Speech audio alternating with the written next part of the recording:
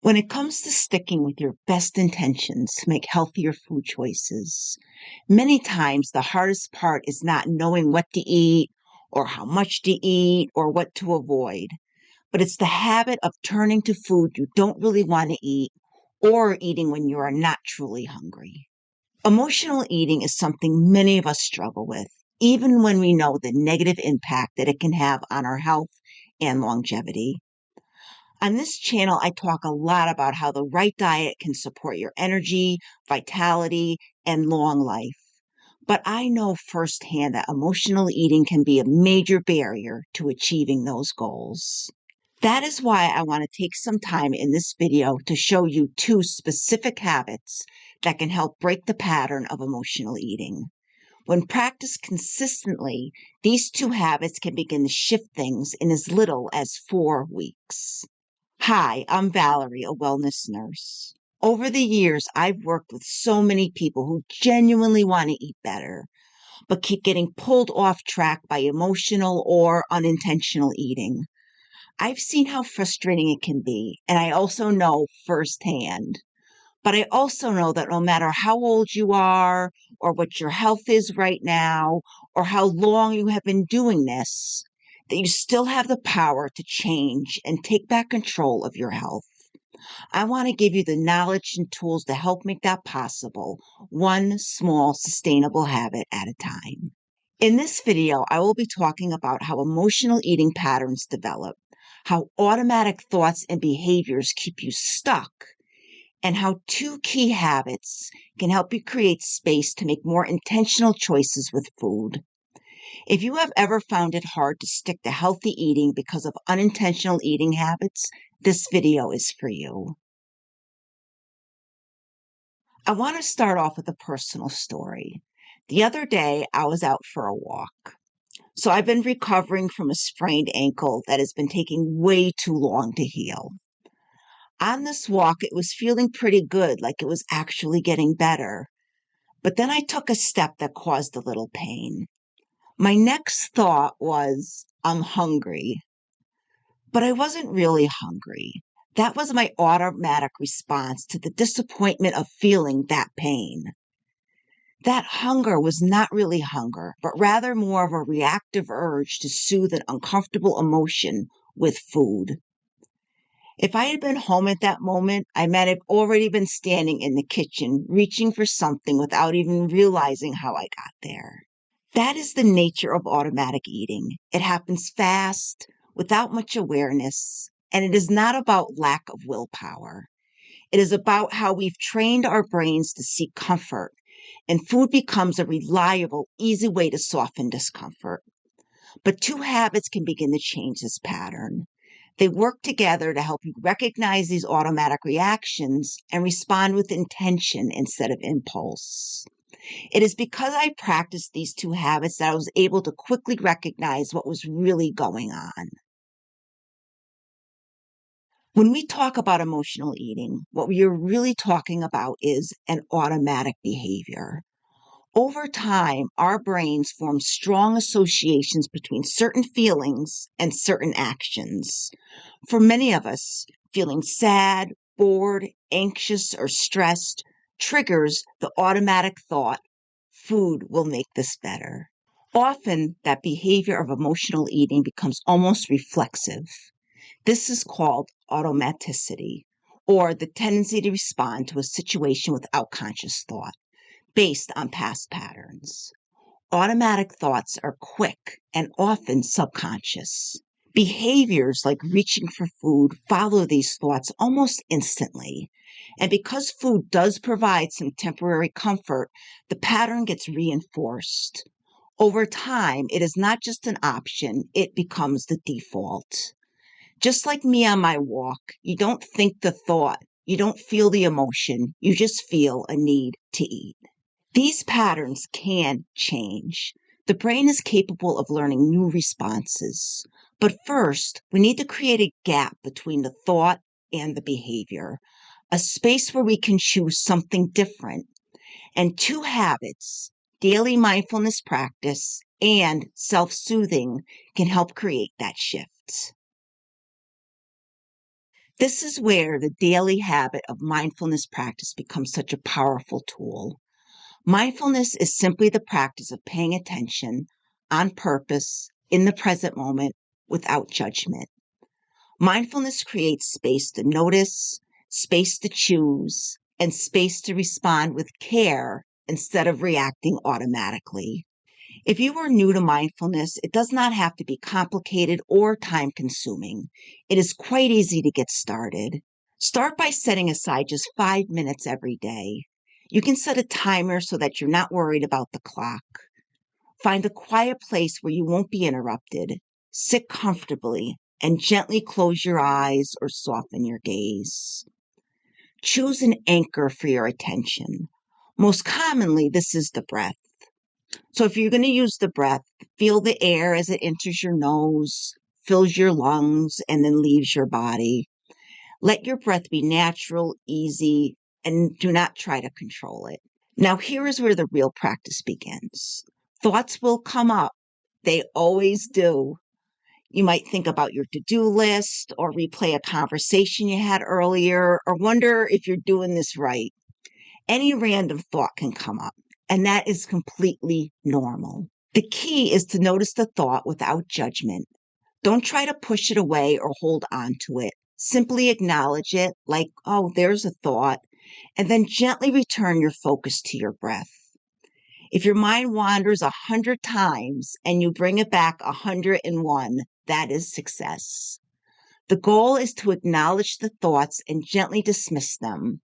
The goal is not to stay perfectly focused. Every time you bring your attention back to your anchor, you are training your mind. You are strengthening the muscle of awareness. Over time, daily mindfulness practice helps you become more aware, not just during meditation, but throughout the day, including those moments when you might feel triggered to eat emotionally. When we practice mindfulness, we start to notice those automatic thoughts as they arise. We catch ourselves in the moment between feeling and reacting. And in that space, we can ask ourselves, am I really hungry, or is this something else? Mindfulness helps us become observers of our own minds. Instead of being swept along by the urge to eat, we pause, we breathe, we acknowledge what is happening inside of us. That pause is where choice lives. Over time, daily mindfulness practice helps us get better at noticing. It strengthens our ability to respond with intention rather than react on autopilot.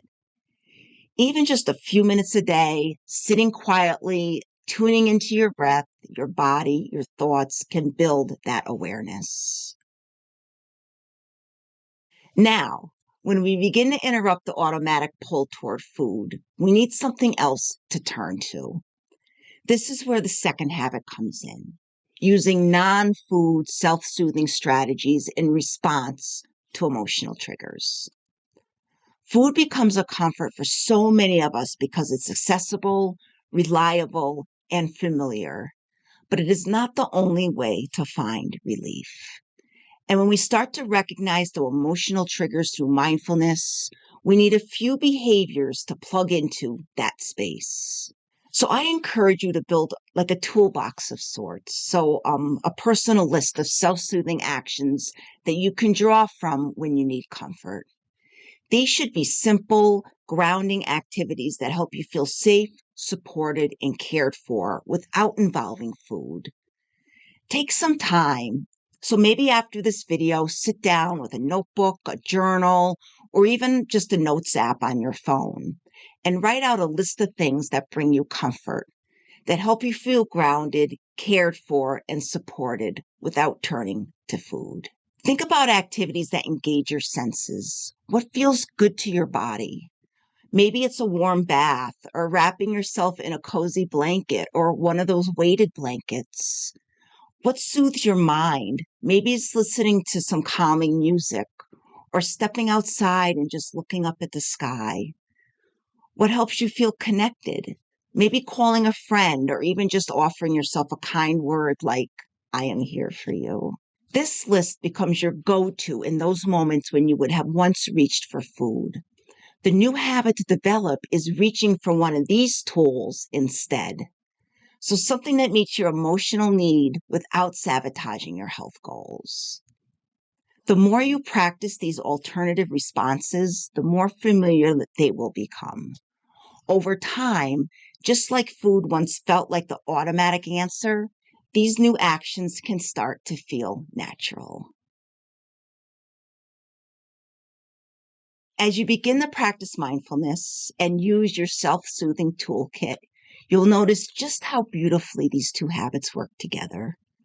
Mindfulness helps you become aware of the moments when you are triggered to eat. It gives you the pause, the breath, the chance to ask yourself, what is really going on here? And your self-soothing list gives you something to do in that space that is more aligned with your health goals. Over time, when you begin to feel that familiar tug toward the kitchen or the automatic urge to snack when really you are not hungry, you will start to pause. You'll take a breath and might recognize that is not really hunger you are experiencing, but rather a reactive urge to soothe. Now, instead of reaching for food, you look at your list and decide to step outside for a few minutes, to feel the fresh air and let your body relax. Over time, reaching in that toolbox will become your new habit, and it will start to be as automatic as reaching for food. At first, this will take intention and effort, but with consistent practice, reaching for those tools becomes just as natural as reaching for food once was. This change often happens very gradually.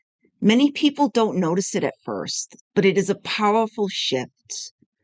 With many of the people that I have worked with, they start to notice a new pattern after about 4 weeks. They begin to recognize the space between trigger and reaction, and they begin to choose something different. And the more they practice, the more natural it becomes.